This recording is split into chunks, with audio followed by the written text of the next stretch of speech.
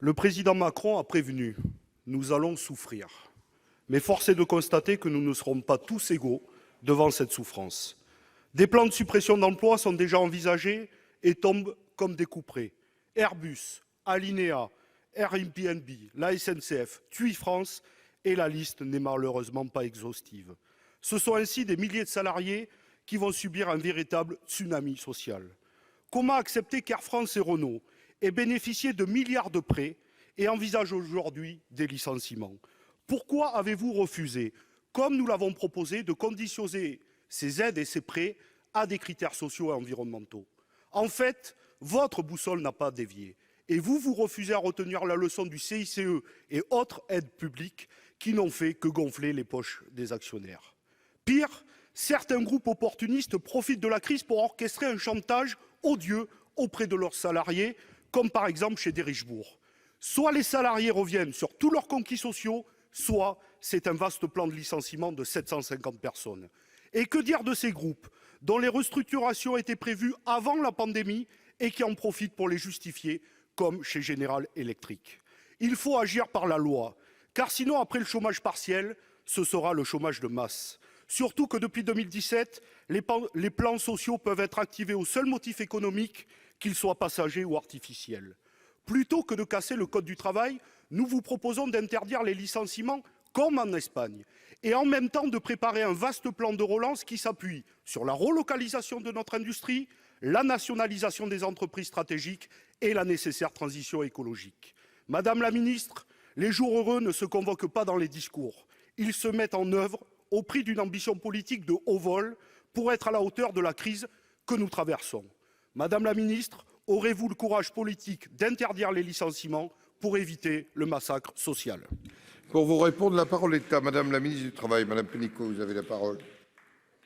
Monsieur le Président, Mesdames et Messieurs les sénateurs, Monsieur le sénateur Gay, nous partageons un même objectif, mais pas la manière d'y arriver. Nous avons le même objectif, c'est l'emploi. L'emploi, c'est pour cela que nous avons déployé un système d'activité partielle, de chômage partiel, massif, inédit, jamais connu en France, le plus protecteur d'Europe, et qui, pour les 3 mois actuels, protège plus de 12 millions de salariés, encore 8,6 à la dernière enquête, qui sont aujourd'hui en chômage partiel.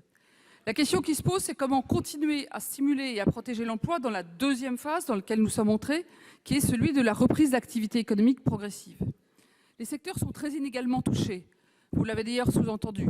Il est clair que l'aéronautique ou l'aviation sont très touchés, l'automobile en partie, mais le secteur de l'agroalimentaire ou de la distribution alimentaire, lui, a continué, heureusement pour les Français, pendant tout le confinement, son activité. Et donc dans ce contexte-là, ce n'est pas une démarche générale qui fonctionne, c'est une démarche spécifique, adaptée. Vous posez la question de l'interdiction des licenciements. Toutes les études et toutes les expériences qui ont été faites dans le temps, en France et dans d'autres pays, ont montré que sur le moyen terme, c'est une machine anti-emploi. Pourquoi? Parce que ça fait chuter les recrutements, d'une part, et que ça n'évite pas les défaillances d'entreprises. Alors oui, il y a des entreprises qui étaient déjà en difficulté avant. C'est sûr que la situation de confinement ne les a pas aidées et va plutôt renforcer leurs difficultés. Et donc, il va falloir avoir un examen à la fois sectoriel, vous l'avez dit, et donc le Premier ministre et l'ensemble des ministres ont déjà annoncé un plan sectoriel pour le tourisme, l'hôtellerie-restauration. Il y en aura un bientôt dans l'automobile. Il y aura des plans sectoriels adaptés. Et puis, il y aura aussi un plan de relance pour stimuler l'emploi, l'apprentissage et la formation, parce qu'il y aura beaucoup de mutations intersectorielles. Mais je crois que du point de vue des entreprises, il faut être vigoureux. Le but, c'est l'emploi, mais il ne peut pas amener une entreprise à aller vers la défaillance, qui serait encore pire, puisque à ce moment-là, c'est tous les emplois qui seraient perdus. Nous serons très attentifs au dialogue social, à la manière dont c'est accompagné, et nous serons très attentifs à la manière dont on peut aussi relancer l'activité. Par exemple, il y a des relocalisations stratégiques qui peuvent être utiles dans notre pays. C'est tout ce plan d'action qui sera annoncé dans les semaines qui viennent.